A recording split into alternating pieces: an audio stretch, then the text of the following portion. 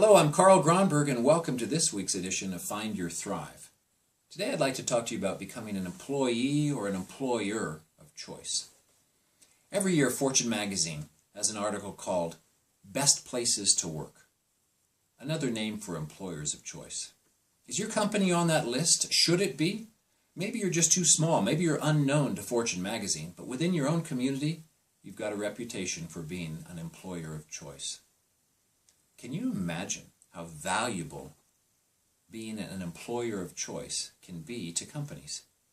To have raving employees who brag to their family, to their friends, to other professionals about how great it is to work at your company. What would it take? What are the attributes of these types of companies? Well, let me tell you. It typically starts with very strong leadership, with clarity of vision. They tend to be inclusive and encouraging with their employees. They offer some sort of unique training that the employees want to get. They have an awesome product or an outstanding cause. There's an atmosphere of teamwork and shared accomplishment. When projects are completed, some level of celebration happens. They offer freedom and autonomy to their employees, high levels of responsibility also. The companies are known for giving back to their community in significant ways, and there's typically room for career advancement. Now, if you find that your company shares many of these attributes just mentioned, your company is clearly an employer of choice. If not, there's good news, because change is not cost prohibitive. It just takes implementing some of these attributes. Recently, I called on two different fast food companies. One was Chick-fil-A, and the other one I will simply call company number 2. And my purpose for the call was to see if they were hiring. Chick-fil-A said they weren't, and that they had no openings. I pressed and I said, well, what if someone really wanted to work for you? They said, well, you need to come down, complete an application, and when we do have an opening, we'll give you a call. Now, company number 2 answered the question like this: we're always hiring. All you need to do is come down or go online, fill out an application, and our manager will give you a call. We have orientation every week. Now, you may not know this, but I have a nickname. It's Captain Obvious.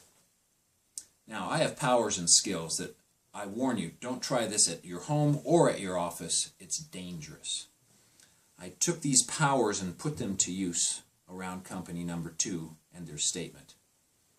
I thought, let me see, if they're hiring every week, one of 3 things has to be happening. Number 1, they're growing like crazy.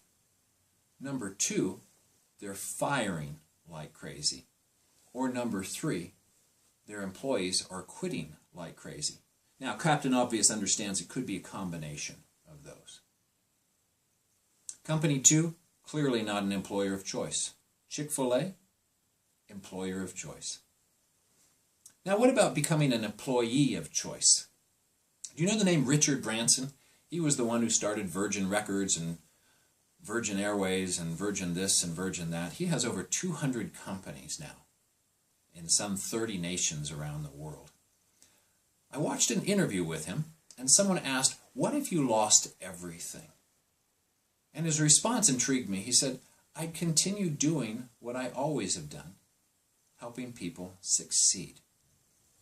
Now imagine for a moment if you had a company, a large company, that was looking for a CEO. Do you think you might be interested in hiring Richard Branson if he was available? Frankly, I think there's thousands of companies around this world that would gladly pay him millions of dollars to come to work for them. Richard Branson is clearly an employee of choice. Well, what about you? If you're an employee of choice, you're probably experiencing some of these things. You're probably getting solicitations from headhunters on a regular basis. You also stay abreast of the health and the value of your profession. You're learning more about doing your job better and better. You look for opportunities to provide value to your company in new ways. You help other employees, even your own boss, to be more successful. Those are the attributes of employees of choice.